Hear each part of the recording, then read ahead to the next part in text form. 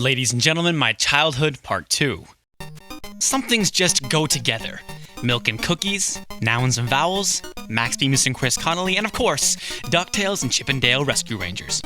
Discussion of one will invariably lead to another, especially when discussing the amazing NES games. So, since we've already talked about DuckTales, it only feels right we talk about Rescue Rangers. I mean, they both represent the best entertainment from my childhood and represent the best of the NES's third-party titles. So not only are they among the greatest titles on the NES, DuckTales and Rescue Rangers both stand with GoldenEye, Chronicles of Riddick, Bucky O'Hare, and a tiny handful of other licensed games that actually matter. And they were both made by Capcom. Never mind the fact they're both children's cartoons. Name another company that has successfully made not one but two amazing licensed games, back to back. And with nearly completely different gameplay styles, because that's exactly what Capcom did with DuckTales and Rescue Rangers. Rescue Rangers is a little longer, more linear, and faster paced than DuckTales, its greatest feature being its two-player co-op mode. I will confess I probably prefer DuckTales to Rescue Rangers, but what's the point of playing favorites? You really can't go wrong with either one. Its impressive graphical presentation, solid soundtrack, and polished gameplay would have made it a classic without the Rescue Rangers license. But once again, because of this distinction, it is noteworthy not just as one of the greatest games on the NES, but one of the greatest licensed games of all time. The nefarious Fat Cat is up to no good! Again! This time he's captured Gadget! That fucker! But don't worry, Chip and Dale are on the case. Rescuing Gadget won't be a walk in the park though, but thankfully you'll have Monty and Zipper to help you out. Together the Rescue Rangers will crush that Fat Cat once and for all, and make sure that he never— I'm sorry, do we actually play these old games for the story? Well, I don't. Rescue Rangers does actually have a story, with a number of dialogue scenes throughout, which is admirable but really unnecessary. They are peppered with helpful hints about the upcoming levels, but they're more annoying than anything else. But thankfully, they don't hamper the overall experience and are kind of a stupid thing to bitch about.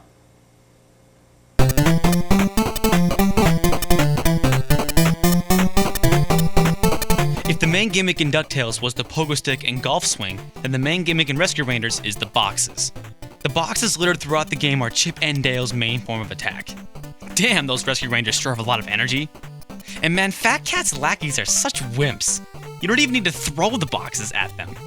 Solid Snake wishes he could do this much damage with the box. DuckTales wasn't a very difficult game, and neither is Rescue Rangers, though Uncle Scrooge was better equipped than our chipmunk heroes. Other than the boxes, there was no other way to defend yourself. And unlike DuckTales, there aren't any health upgrades, so be mindful of those 3 hit points. But both Chip and Dale can jump amazingly high, so maneuvering around the tricky segments later in the game are easy enough in the right hands. One disappointing thing, most of the bosses are stupid easy, and essentially all the same. I mean, the bosses in DuckTales are nothing to write home about, but the ones in Rescue Rangers are all a bit of a letdown. But all in all, it's a little harder than DuckTales, but it's nowhere near as difficult as other Capcom games like Codename Viper or Little Nemo. Of course, things are always made easier with a friend. The best part about this game is the 2-player co-op mode. Now where am I gonna find somebody to play Rescue Rangers with me? Nekbone, Nekbone, Nekbone, Nekbone! Hey, Nekbone. Nekbone! Are you gonna behave yourself this time? Boom. Keep a lid on it. I still have to finish the review. Boom.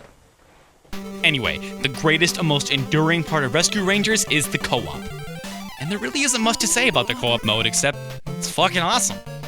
Well, I guess there are a couple things. You can't hurt your buddy, but if you hit them, they'll be stunned for a minute. And if your buddy sucks, you can just pick him up and carry him. Hey, Nekbone, I am literally carrying this team. Wow, you were a lot better at Star Tropics. Damn, dead already? Jeez, Nekbone, you suck. Boom! Are you serious, man? Really? Nekbone. Who knew a sock puppet could be so sensitive?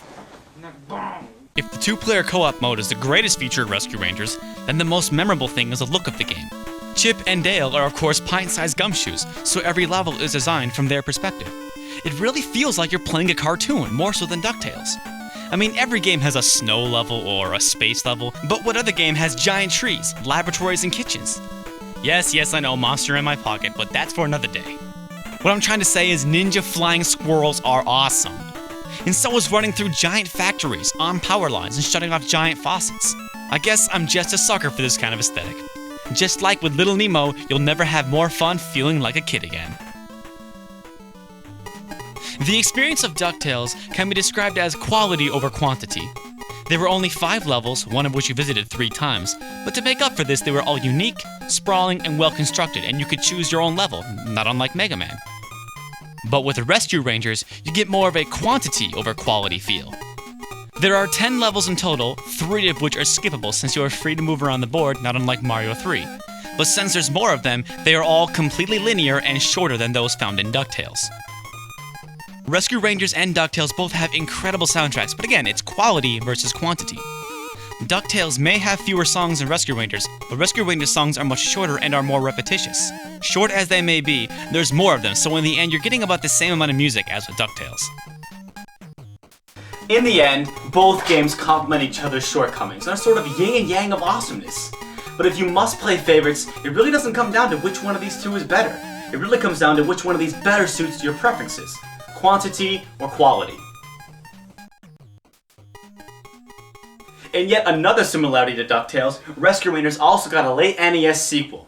I felt that DuckTales 2 had some shortcomings, but still came recommended. Though far from a terrible game, Rescue Rangers 2, however, is a much bigger disappointment. First, the good points. The sound of collecting items is no longer headache-inducing, which is a huge relief. The game is more graphically impressive. You can throw boxes diagonally now.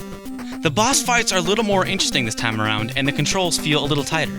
But there are some huge problems here. Though the boss fights are a little different this time, they tend to take forever. You see, in Rescue Rangers 2, there isn't just a ball sitting there waiting for you to use, like in the first one. You have to wait for the boss to actually give you the object to throw back at them, kinda like in Kirby. This means you spend most of your time just waiting for it to show up. And this game honestly has the most boring and anticlimactic final boss fight I have ever played. And Jesus Christ, there was way too much story this time around. I've said this before, if I want to get lost in a good story, I'll watch a movie or read a book, not play Nintendo games. There is a ridiculous amount of dialogue here, and all it does is slow things down. It's not even peppered with helpful hints this time, it's completely pointless. Once again, the soundtrack doesn't hold a candle to the original, but at least DuckTales 2 had a few memorable tracks. And finally, all the levels are boring. A restaurant? A freezer? A haunted castle? Where are the enormous sinks? The giant tree limbs? The ceiling fans? You could just remove Chip and Dale from some of these levels and throw in Mega Man and I wouldn't notice the difference. But by this time in the NES's lifespan, Capcom had pretty much written the book on this type of game, so all in all, it's still a solid NES title, but when compared to the original, it's garbage. My guess is by late 1993, Capcom must have been hard at work on something else. Of the 4 games, it's easily the worst one. But when compared to most games in the NES's library, it still comes recommended. So to sum up, both DuckTales and Rescue Rangers represent the finest in licensed games on the NES, by arguably the system's best third-party developer. Their respective sequels didn't impress me as much, but they still come recommended, though I wouldn't pay too much for Rescue Rangers 2. But these aren't the only 2 games that Capcom made for Disney. Disney and Capcom had a very fulfilling partnership back in the NES and Super NES days, and there were a lot of awesome games that are the product of this partnership. And I got most of them right here. So tune in next time, we'll talk about the rest of the awesome Capcom and Disney games. So until then, this is the Happy Nerd saying, is it wrong for me to be drinking an alcoholic beverage while I just got done talking about games essentially made for kids? Yeah, it probably is. Ah!